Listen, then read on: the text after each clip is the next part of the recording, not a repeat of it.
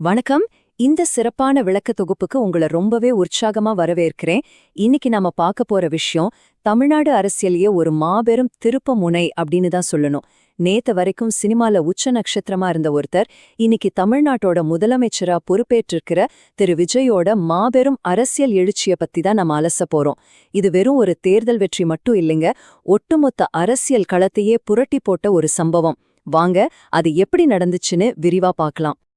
இத நாம 4 முக்கியமான பகுதிகளா பிரிச்சு பார்க்க போறோம். 1. இந்த அரசியல் மாற்றத்தோட வரலாற்று முக்கியத்துவம். 2.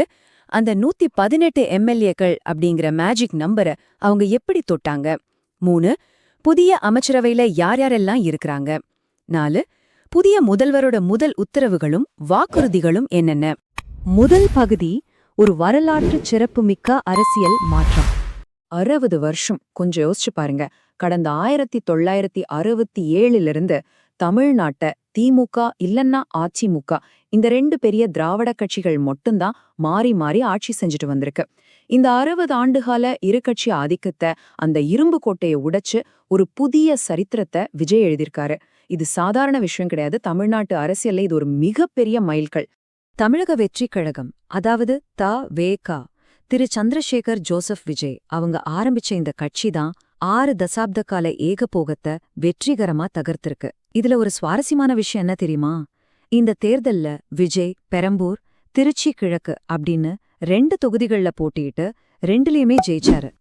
ஆனா விதிமுறைகள் படி தன்னோட சொந்த மண்ணான பெரம்பூர் தொகுதியை மட்டும் தக்க வச்சுக்கிட்டு திருச்சி கிழக்கு எம்எல்ஏ பதவியை அவர் ராஜினாமா செஞ்சிட்டாரு. 2வது பகுதி 118 நோக்கியா அந்த திக் ரேஸ். சரி, இந்த கூட்டணி கணக்கு எப்படி ஒர்க் அவுட் ஆச்சுன்னு பாப்போம். தவேவகா தனித்து 108 இடங்களை ஜெயிச்சிருந்தாங்க. ஆனா ஆட்சி அமைக்க தேவையான அந்த 118 அப்படிங்கிற நம்பரத்தோட கூட்டணி கட்சிகளோட ஆதரவு ரொம்பவே அவசியமா இருந்துச்சு.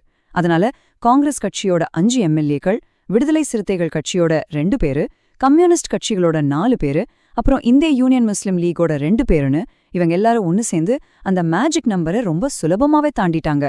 காங்கிரஸ் மற்றும் இடதுசாரி கட்சிகள் கிட்ட நடந்த தீவிரமான பேச்சுவார்த்தைகளுக்கு பிறகு அவங்க 120 அப்படிங்கிற ஒரு ரொம்ப உறுதியான பலத்தை எட்டிட்டாங்க. ஆக பெரும்பான்மைக்கு தேவையானதை விட 2 எம்எல்ஏக்கள் இப்போ அவங்க கிட்ட அதிகமாவே இருக்காங்க. இந்த பதவி ஏற்புக்கு முந்தைய அந்த 5 நாளும் அப்படியே ஒரு த்ரில்லர் சினிமா மாதிரி இருந்துச்சுங்க. புதன்கிழமை விஜய் ஆட்சி அமைக்க உரிமை கோர்றாரு. ஆனா போதிய பலம் இல்லாததால ஆளுநர் ராஜேந்திர விஸ்வநாத் அர்லேகர் அதை நிராகரிச்சிடுறாரு. வியாழக்கிழமை நடந்த சந்திப்பும் தோல்வியடையுது. அப்புறம் வெள்ளிக்கிழமை இடதுசாரிகள் உள்ளே வராங்க. பலம் 116 உயருது. சனிக்கிழமை விசிகா மற்றும் முஸ்லீம் லீக் நிபந்தனையற்ற ஆதரவு தராங்க. பலம் 120 மாறுது. கடைசியா ஞாயிற்றுக்கிழமை கோலாகலமா பதவியேற்பு விழா நடக்குது. ஆளுநருடனான 4 சந்திப்புகள் அரசியல்ல ஒவ்வொரு நாளும் எவ்வளவு முக்கியம்னது நமக்கு காட்டுது இல்லையா? 3வது பகுதி புதிய அமைச்சரவை. இந்த புதிய அரசாங்கத்தை வழிநடத்த போற அந்த முகம் யார் யாருன்னு பார்க்கலாம். இந்த 9 பேர் கொண்ட புதிய அமைச்சரவை ரொம்பவே வித்தியாசமான ஒரு காம்பினேஷன். முந்தைய அதிமுக அரசுகள்ல இருந்த மூத்த தலைவரும் மிகப்பெரிய நிர்வாக அனுபவம் கொண்டவருமான கே.எஸ். செங்கோட்டையன், தாவேகவோட மிக முக்கிய வியூக வகுப்பாளரான ஆதவ் அர்ஜுனா, அப்புறம் கட்சியோட பொதுச் செயலாளர் என். ஆனந்த், இவங்கள்லாம் உள்ள வந்திருக்காங்க. இதுல ரொம்பவும் கவனம் ஈர்க்கிற ஒருத்தர் யாருன்னா 5 மொழிகள் சரளமா பேசக்கூடிய அமைச்சரவையோட மிக இளைய உறுப்பினரான எஸ். கீர்த்தினா தான். மூத்தவர்களோட அனுபவமும் இளைஞர்களோட துடிப்பும் ரொம்ப அழகா இதுல இணைஞ்சிருக்கு. இது ஒரு கூட்டணி அரசுதான், அதுல சந்தேகமே இல்ல.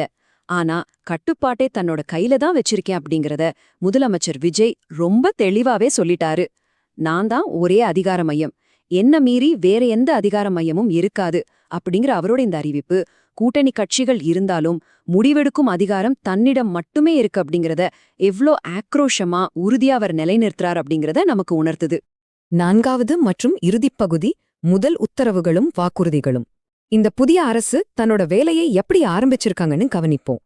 பதவி ஏற்புக்கு பிறகு சென்னை ஜவஹர்லால் நேரு மைதானத்துல கடல் மாதிரி திரண்டிருந்த மக்கள் கூட்டத்தை பார்த்து அவர் சொன்ன வார்த்தைகள் இதுதான்: நான் ஒன்னும் தேவதை இல்ல, ஒரு சாமானியன். நான் உங்க மகன் மாதிரி, உங்க சகோதரன் மாதிரி.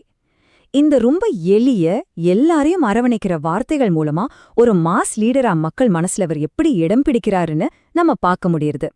அரசியல்ல வாழ்த்துகளும் விமர்சனங்களும் எப்பவுமே சேர்ந்தேதான் பயணிக்கும். முன்னாள் முதலமைச்சர் திரு மு.க.ஸ்டாலின் அவர்கள் விஜய்க்கும் அவரோட கூட்டணி கட்சிகளுக்கும் தன்னோட வாழ்த்துக்களை ரொம்ப பெருந்தன்மையா தெரிவிச்சாரு. ஆனா அதே சமயம் முந்தைய அரசு 10 லட்சம் கோடி ரூபாய் கடனை வச்சுட்டு போயிட்டாங்கன்னு விஜய் சொன்னதை அவரு கடுமையா விமர்சிச்சிருக்காரு. நிதி நிலைமை பத்தி பட்ஜெட்லயே நாங்க தெளிவா விளக்கியிருக்கோம் அப்படின்னு அவரு பதிலடி கொடுத்திருக்காரு. அரசியலோட 2 பக்கங்களையும் நாம இங்க நடுநிலையா பார்க்க முடியுது. முதலமைச்சரா பதவி ஏற்ற உடனே அவர் கையெழுத்திட்ட முதல் 3 திட்டங்கள் என்னென்ன தெரியுமா? முதல் கட்டமா இலவச மின்சாரம் வழங்குறது. 2வது போதைப் பொருட்களை ஒழிக்க ஒரு சிறப்பு படையை உருவாக்குறது.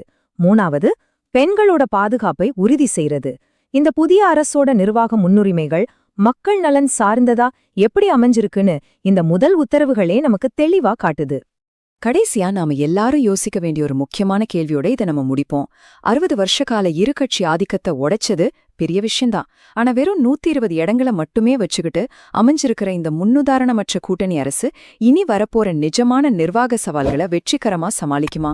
இந்த கேள்விக்கு காலம்தான் பதில் சொல்லணும். ஆனா தமிழ்நாட்டுல ஒரு புதிய அரசியல் சகாப்தம் ஆரம்பிச்சிருச்சுங்கிறது மட்டும் நிஜம். இந்த விளக்க தொகுப்பு உங்களுக்கு ரொம்பவே பயனுள்ளதா இருந்திருக்கும் நம்புறேன். உங்களோட நேரத்துக்கு ரொம்ப நன்றி. மீண்டும் சந்திப்போம்.